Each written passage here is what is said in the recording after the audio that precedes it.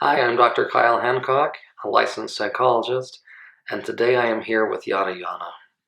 One of the questions I am often asked in my professional practice comes from people who have been deeply hurt by other people's behaviors or by life events. A question I am often asked is, how can I forgive?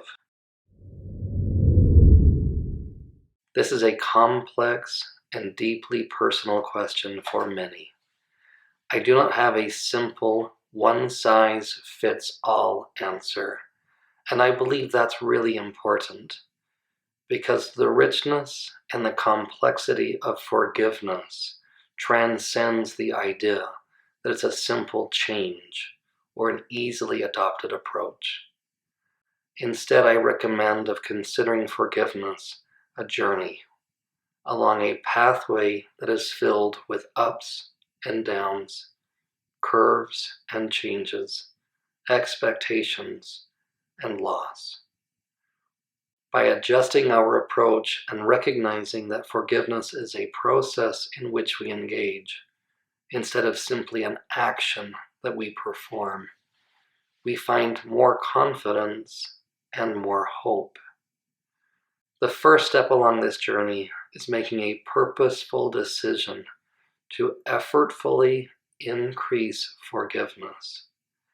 This turning of the mind, the idea that instead of holding on to resentment or sorrow or anger or frustration, allows us to make room for forgiveness and hope and mercy. Without making this purposeful decision to let go of the pain and to encourage or embrace the forgiveness, it is highly improbable that forgiveness will happen on its own. Some interesting science has shown us that even if we tend to forget about what has hurt us, the hurt does not go away. So after having chosen to encourage and increase forgiveness, the second step in this process is to look for context cues.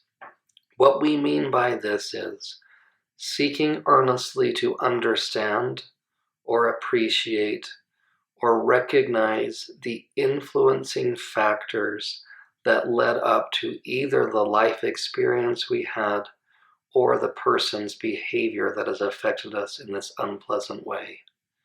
By recognizing that a person may have arrived at his or her conclusion and learning to appreciate how he or she got there, it enables us to reduce blame and to reduce opportunities of creating a one-size-fits-all explanation.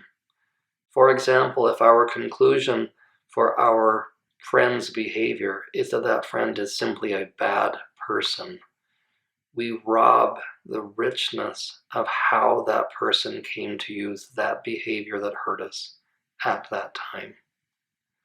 A third step that can be very useful in increasing forgiveness is to ask the question, what would happen to me if I chose to forgive?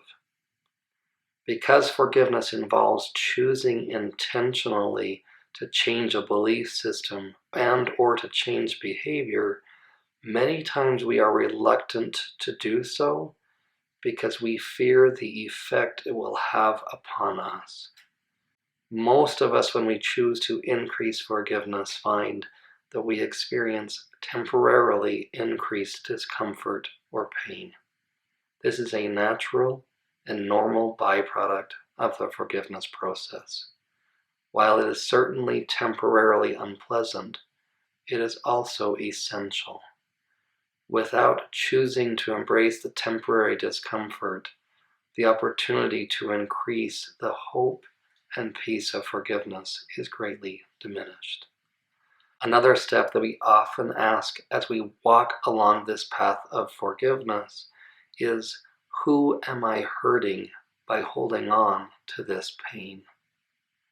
Quite often, when we hold blame for another person or anger to another person, it is I whom affected most because I'm holding on to the anger. Quite often in my life, when I have held on to bitterness or frustration, I have found that I feel more misery, more discomfort, more dissatisfaction, even when the object of my frustration feels none. Quite often, research has shown us that it's the person who hangs on to the hurt that hurts most, and that increasing forgiveness brings about more peace and more satisfaction than holding on to resentment.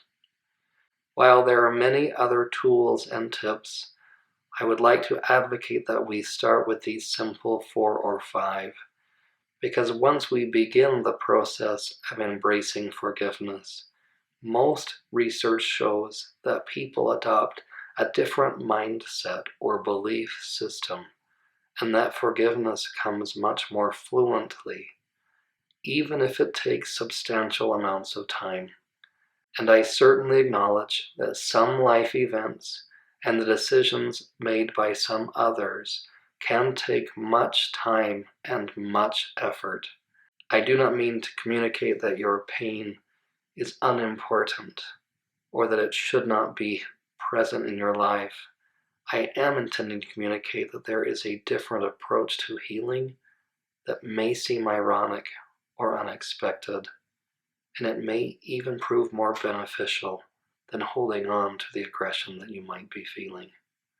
So please consider this idea. Embrace forgiveness for yourself.